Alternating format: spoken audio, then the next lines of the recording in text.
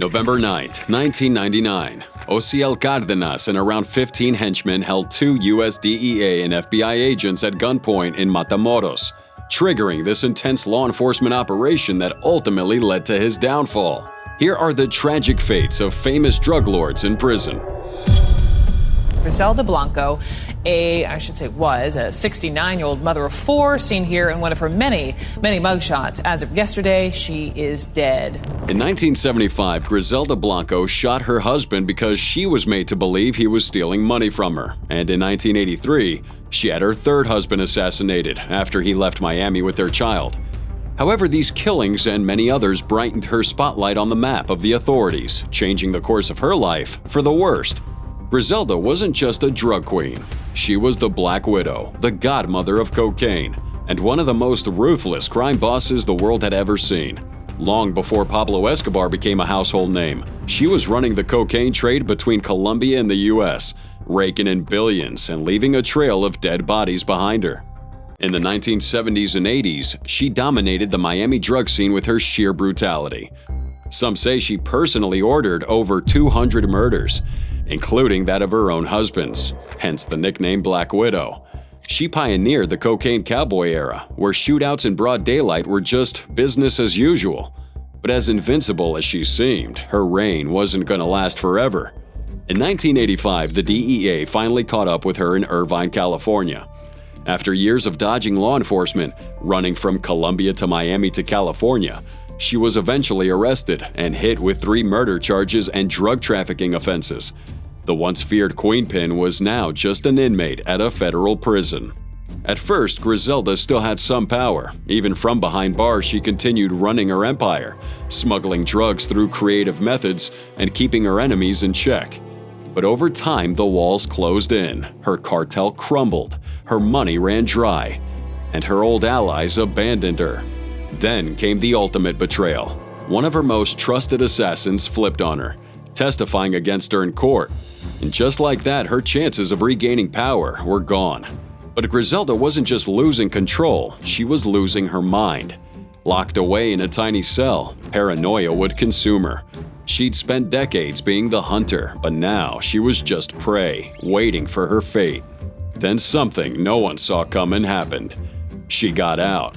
Due to legal technicalities, her murder charges were dropped, and in 2004, after serving nearly 20 years, Griselda Blanco walked free. But she wasn't the same. The world had moved on, and she was now a relic of a past era. She did return back to Colombia and try to live quietly in Medellin, until September 3, 2012. As she was walking out of a butcher shop, a gunman on a motorcycle pulled up and shot her twice in the head. Ironically, she would die the same way she had killed so many others, by drive-by assassination. Griselda's prison fate wasn't just tragic, it was humiliating. She'd spent decades fearing no one, only to die powerless and alone. November 9, 1999. 2 U.S. agents from the Drug Enforcement Administration and the Federal Bureau of Investigation were threatened at gunpoint by Ociel Cárdenas Guillén and approximately 15 of his henchmen in Matamoros. This particular incident spearheaded a massive law enforcement effort to crack him down, taking him to a point of no return. Born in 1967 in Matamoros, Mexico, Cárdenas wasn't supposed to be a kingpin. In the early 90s, he was just a small-time mechanic who got involved in drug trafficking. But his hunger for power was unstoppable. He would climb the ranks, and after ordering the execution of his own boss, he took over the Gulf Cartel in 1999. Now, what set Cárdenas apart was his willingness to go to war. Instead of just paying off police and politicians, he built his own army. Los Zetas, made up of ex-military commandos, became his personal hit squad, carrying out kidnappings, torture, and beheadings. No one, not even the Mexican government, was safe from him. In 1999, Cárdenas made one huge mistake, though. He and his men had ambushed 2 US DEA agents and an FBI informant in Matamoros. With guns in their faces, the agents thought they were dead men walking, but somehow they talked their way out of it. And when they made it back to the US, the hunt for Cárdenas became top priority. For years, he dodged capture, operating from the shadows, but in 2003 his luck ran out. The Mexican military launched a massive raid, and after an intense gunfight, they got him. At first, being locked up didn't slow him down. Even from prison, he ran the Gulf Cartel, issuing orders through corrupt guards. But in 2007, Mexico handed him over to the U.S., where he was truly trapped. Facing drug trafficking, money laundering, and racketeering charges, Cárdenas had two choices: fight and die in prison or cut a deal. In 2010, he pled guilty, hoping for some leniency. It didn't work. Instead, he got 25 years in U.S. Penitentiary Terre Haute, where he was just another number in the system. This high-security federal prison in Indiana is home to some of the most dangerous criminals in America, which include terrorists, mobsters, and drug lords just like him. Here, there's no bribing, no cartel soldiers, no luxury, just cold concrete and razor wire. Now, for a man who once ruled the Gulf Cartel with an iron fist, losing absolute control was his worst nightmare. And as if that wasn't enough, after serving part of his 25-year sentence in the U.S., Guillen was released on August 30th, 2024. However, his freedom was short-lived, because upon deportation to Mexico, he was immediately rearrested and taken to the Altiplano Max Security Prison near Mexico City. Officially known as the Federal Social Readaptation Center No. 1, Altiplano is renowned for housing Mexico's most notorious criminals.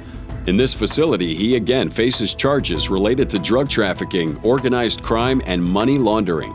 You see, life in Altiplano is a stark contrast to the power and influence he once wielded. The prison's designed to prevent escapes and limit the inmates' ability to communicate with the outside world, ensuring that even the most influential figures like him remain isolated.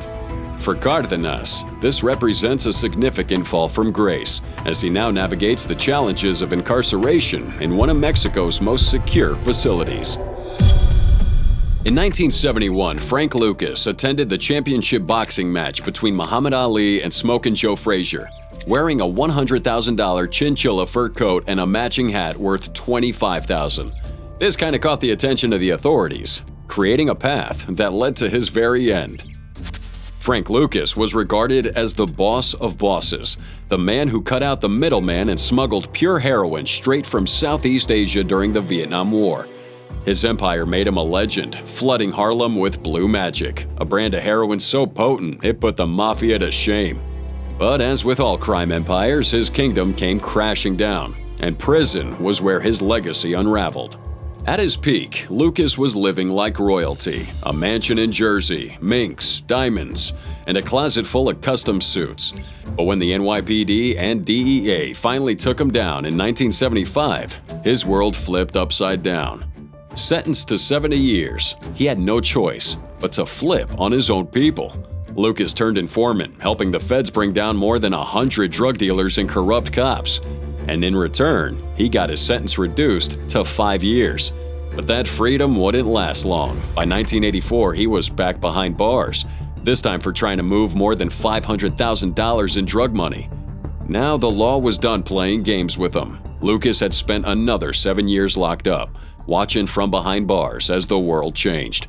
For a man who once had entire city blocks under his control, prison was a nightmare. Lucas had always been calculating, ruthless, and in charge. But now he was just another inmate surrounded by concrete, counting down the years until he could walk free again. Prison also robbed him of that one thing he loved the most: respect. The younger generation didn't really care about his stories. To them, he was just another washed-up drug lord. There was only one thing that seemed positive for him in prison, and that was his conversion to the Catholic faith, which he did because the prison chaplain assisted inmates being released on parole. Lucas finally got out in 1991. He had lost his empire, his money, and many of his closest allies. Health problems hit him pretty hard, and he spent his later years in a wheelchair, a far cry from the feared kingpin he once was. In 2019, Frank Lucas died at 88. His rise was legendary, but his fall was inevitable. In the 1980s, Rafael Caro Quintero co-founded the infamous Guadalajara cartel. This guy was young, ambitious, and ruthless, making millions smuggling tons of marijuana and cocaine. But what really sealed his fate? The brutal murder of DEA agent Enrique Kiki Camarena in 1985. That murder changed everything. The U.S. put immense pressure on Mexico, and Quintero found himself on the run. He was eventually captured in 1985 and thrown into one of Mexico's toughest prisons. Now that was the start of a decades-long fight against the justice system, as he would bounce in and out of incarceration. Caro Quintero was eventually sentenced to 40 years behind bars for Camarena's murder. He landed in Puente Grande, a max-security prison known for housing some of the most dangerous criminals. Life inside here would be brutal. No more power, no more luxury, just the cold gray walls and a daily routine dictated by guards. But Quintero wasn't just any inmate. This guy was still respected in the underworld. Despite his incarceration, his name carried weight in cartel circles, and some of his influence remained intact. He spent 28 years behind bars, but in a shocking twist, he was released in 2013 on a legal technicality. Mexico courts ruled that he'd been tried improperly, and suddenly the legendary drug lord was walking free. The U.S. was furious. The DEA immediately put a $20 million bounty on his head, making him one of the most wanted men in the world. But for nearly a decade, he evaded capture, living like a ghost in the mountains of northern Mexico. Caro Quintero's luck ran out in July 2022 when Mexican authorities, under pressure from the U.S., finally caught him again in Sinaloa. This time, there was no escape. He was thrown straight into Altiplano, the same one that El Chapo had pulled off that daring escape. But for Mr. Quintero, there were no tunnels, no second chances. You see, Altiplano's designed to break even the strongest criminals. Constant surveillance, limited contact with the outside world, and zero tolerance for corruption. At 70 years old, Caro Quintero found himself facing a life behind bars, with his empire in ruins. Now he waits. The U.S. still wants him extradited, and if that happens, he'll likely spend the rest of his days in an American supermax prison, locked away forever. During the 1970s, Gilberto Rodriguez Orihuela and his brother Miguel, along with Jose Santa Cruz Lodoño and Helmer Herrera, helped to organize a loose consortium of drug trafficking gangs that came to be known as the Cali Cartel. But it wasn't until the early 90s, after the fall of the Medellin cartel, that Cali had emerged as the leading cocaine trafficking organization in the world. I mean, if Pablo Escobar was the king of chaos, then Orihuela was the master of strategy, as the Cali Cartel was a drug empire that thrived on brains over bullets, at least compared to Escobar's blood-soaked Medellin cartel. But no matter how smart you think you are, prison always has a way of catching up with you. 4 years, Gilberto and his brother Miguel ran their cartel like a corporate empire, smuggling 80% of the world's cocaine while bribing officials at every level. They thought they were untouchable. But by the mid-90s, the walls started closing in. And prison? That's where their real downfall began. Gilberto was arrested in 1995 in this dramatic raid, where police found him hiding in a secret compartment behind a TV set. At first, it seemed like a mere setback. He was given 15 years in Colombia's La Picota prison, but thanks to corruption and legal loopholes, he only served 7. While inside, though, Gilberto still called the shots, just like his brother Miguel, who was arrested a few months later. The Cali Cartel wasn't dead yet. They still had their tentacles in politics, businesses, and law enforcement. And in 2002, Gilberto walked free, thanks to a controversial ruling that reduced his sentence. But the U.S. wasn't about to let him enjoy that retirement. They had a different plan: extradition. In 2004, Gilberto was arrested again and sent to the U.S. This time, though, there'd be no escape. He landed in FCI Butner, a federal prison in North Carolina, surrounded by aging criminals and locked away from the world he once ruled. The U.S. prison system was nothing like La Picota. You're not bribing anybody here. Ain't no secret meetings going on. No cartel connections to keep you comfortable.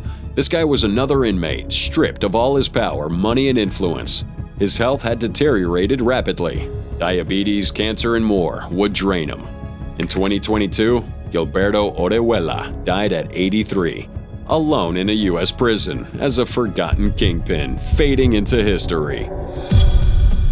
In the late 1970s, Carlos Letter turned the tiny island of Norman's Cay in the Bahamas into a drug smuggling paradise.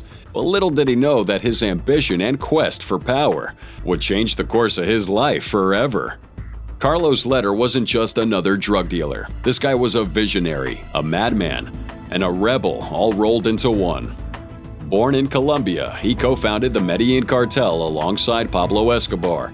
This guy had dreams of building an empire, but prison? That was the one place he couldn't escape. Letter was different from other cartel bosses. He was obsessed with power, politics, and even Adolf Hitler, believing that he could create this narco state that would change the world. But instead, the world changed him, and his fate was sealed behind bars. Letter's downfall started in 1987 when Colombian authorities, under U.S. pressure, captured him and handed him over, one of the first big cartel bosses to be extradited. He would land in a high-security U.S. prison where the feds made an example out of him. At his trial, Letter was hit with a life sentence plus 135 years, a clear message that drug lords aren't untouchable. But Letter had one last trick up his sleeve. He turned into a rat.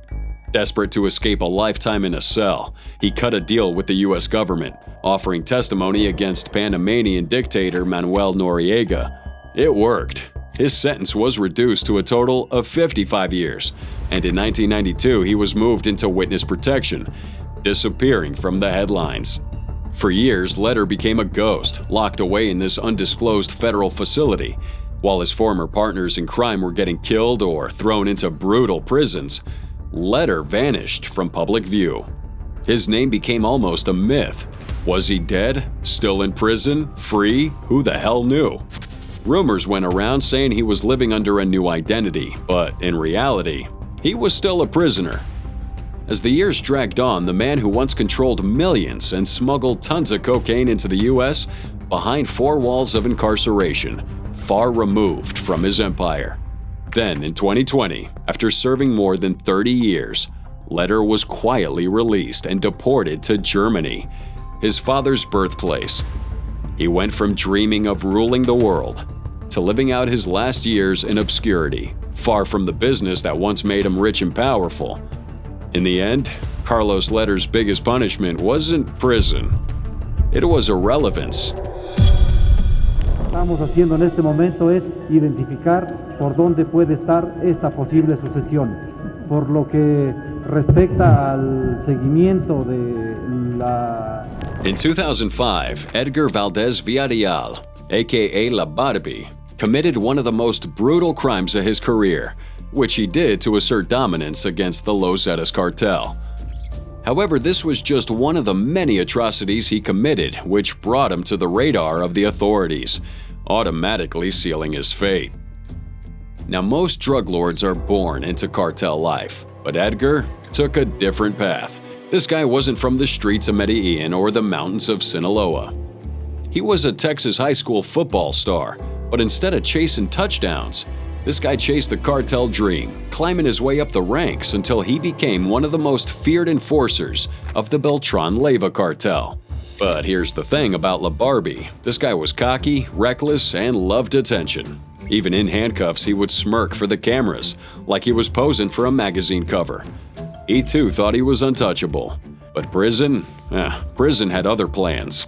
La Barbie got his nickname from his light skin and green eyes, which made him stand out in the brutal Mexican underworld. But don't let the name fool you. He was a cold-blooded killer. He ran hit squads, executed enemies on video, and even trafficked tons of cocaine into the U.S. In 2010, the Mexican government finally caught him, and unlike other drug lords who fought to the death, La Barbie surrendered without a fight. His mugshot, smirking like a guy who just won the lottery, became legendary. But that smile? It wouldn't last long. After his arrest, La Barbie was also locked up in the Altiplano prison. But even in here, he was living like he was untouchable. Corruption runs pretty deep. Reports say he lived comfortably, bribing guards and getting special treatment, because narco life doesn't stop just because you're in prison. Now, the US wasn't gonna let him rot away in Mexico.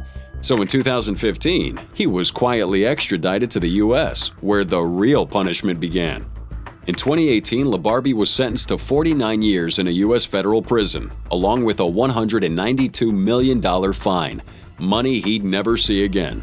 Welcome to America. Ain't no bribes and VIP treatment getting you out of this one. He lands at USP Coleman, a high-security facility in Florida.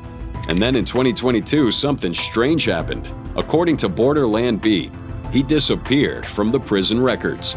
Now, some believe he cut a deal and was placed in protective custody, but others think that he was transferred to a secret location for snitching on cartel bosses. Either way, one thing is clear. LaBarbie's days of power are long gone. Whether he is locked away in a hidden facility or rotting in some cell under a fake name, the guy who once smiled for the cameras has nothing to laugh about anymore. No descansas. Estás cambiándote constantemente de ciudad, de casa. No puedes tener amistades, no puedes ver a tu familia. Es agobiante. When you think of drug lords, you might think cowboy outfits and bulletproof vests. But Sandra Avila Beltran, known as the Queen of the Pacific, was a bit different. She wasn't just part of the cartel. She was royalty in the drug trade, born into one of Mexico's most powerful narco families. You see, her uncle was Miguel Angel Felix Gallardo, the godfather of the modern Mexican cartel. Her lovers, high-ranking cartel bosses. Her business, cocaine shipments worth hundreds of millions.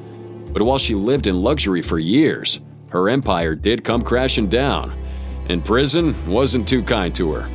Sandra was raised in a world of wealth, danger, and corruption. Unlike most drug lords clawing their way up, she was born with cartel connections. By the 90s and early 2000s, she was the mastermind behind massive cocaine shipments from Colombia to Mexico, working as a bridge between the Sinaloa cartel and Colombian traffickers. She knew how to blend in, using her beauty, charm, and intelligence to avoid attention. She lived out in Guadalajara, mingling with high society, and would even send her son to private schools. But no matter how careful she was, the game always catches up to you. In 2007, Mexican authorities arrested her in Mexico City. The reason? She'd been linked to a 9-ton cocaine shipment seized in 2001. But what made her capture so legendary wasn't the charges, it was her attitude. Many of these cartel leaders will go down fighting, but Sandra just walks out of her house, dressed very elegantly, and smiles for the cameras. Her famous line, "I'm a housewife." She denied everything, even though the evidence said otherwise. Now, she was sent to a Mexican prison, but this would be just the start of her nightmare. Unlike designer outfits and luxury cars, prison is pretty filthy, dangerous, and humiliating. The Queen of the Pacific was no longer treated like royalty. She lost weight, fell sick, and even claimed that she was tortured by guards. Apart from that, she would file a complaint with the Mexico City Human Rights Commission, saying that her cell had insects, which she referred to as noxious fauna. She also said the ban on bringing in food from restaurants violated her human rights. The only positive side for her was the Botox injection treatment. But Mexico wouldn't be done with her because in 2012, she was extradited to the U.S. to face those drug trafficking and money laundering charges. Avila Beltran pled guilty in 2013, cutting a deal to serve only 70 months behind bars. Compared to a lot of others, she got off pretty easy. By 2015, she was back in Mexico. But her freedom didn't mean victory. After her release, Sandra tried to rebuild her life, but the world had changed. The cartels had moved on, and she was no longer feared. Instead, she became a public curiosity, even appearing on TikTok and giving interviews. Her fate? A legend who lost it all. The Queen of the Pacific is free, but without power, her empire is nothing but a memory. And arrested him. He's wanted in the United States, and the Mexican government has said it will start formal extradition proceedings, although legal experts have indicated that the process could be a lengthy one. If there's one name that's become legendary in the world of drug lords, it's gotta be Joaquin El Chapo Guzman. He wasn't just another cartel boss. He was the cartel boss. The man who turned the Sinaloa cartel into a global empire, smuggling tons of drugs, ordering countless killings, and even making Forbes' list of billionaires. But for all that power, El Chapo had one major problem. He just couldn't stay out of prison. Now, his story isn't just about running a drug empire. It's about escaping the impossible until one day he couldn't. El Chapo's first big fall came in 1993 when he was arrested in Guatemala and extradited to Mexico. They throw him in the Puente Grande max security prison. But here's the thing. El Chapo ran this place. He bribed everyone. Guards, officials, even the prison director. He had fine dining, smuggled in women, and even threw lavish parties behind bars. But he wasn't planning on staying, you see, because in 2001, he pulls off his first legendary escape, hiding in a laundry cart pushed out by a corrupt guard. And just like that, he was free. For the next 13 years, he built his empire bigger than ever. But in 2014, his luck ran out again. In February, the Mexican government had caught El Chapo in Mazatlan and sent him to Altiplano, the place that was supposed to be escape-proof. But for a guy like El Chapo, he was ready for a challenge. In July 2015, he pulls off what is probably the greatest prison escape in history. His men had dug a mile-long tunnel right under the prison, complete with lights, ventilation, and a motorcycle. One night, Chapo slipped into his cell shower area, disappeared through a hole in the floor, and just rode his way to freedom. That wasn't just an escape. It was a middle finger to the entire Mexican government. After 6 months on the run, El Chapo's caught yet again in January 2016. This time, Altiplano wasn't taking any chances. No more tunnels, no more bribes. Just 24/7 surveillance. But Mexico learned its lesson, and a year later, they ship him off to the US, where no tunnel could save him. In 2019, El Chapo was given life in prison plus 30 years at ADX Florence, the most secure prison in America. Known as the Alcatraz of the Rockies, a place where no one escapes. Now, the man who once ruled an empire is locked away in a tiny concrete cell, isolated for 23 hours a day, with constant surveillance, leaving no stone unturned to ensure he remains there for as long as possible. No tunnels, no bribes, no power, no hope for freedom. El Chapo may have escaped before, but this time, he ain't going anywhere.